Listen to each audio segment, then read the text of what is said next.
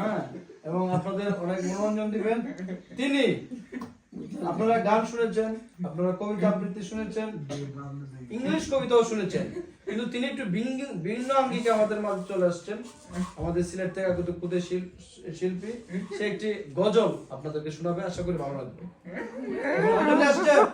বিশাল বিশাল বিশাল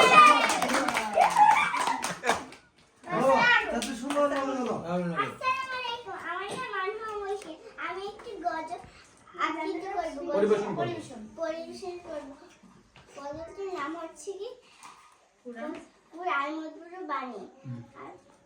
কুরআন মধুর বাণী আমি যখন আমার মন ভরে যায়, শুনো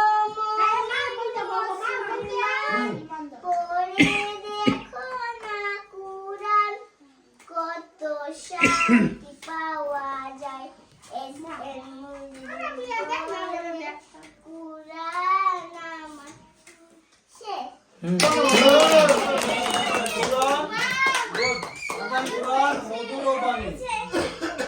কুরআন মধুর বাণী পড়ে আমি যখনই শুনি আমার মন ভরে যায়। শোনো মুসলমান, দেখো না কুরআন। তাহলে এখানে যারা মুরব্বী যারা আছেন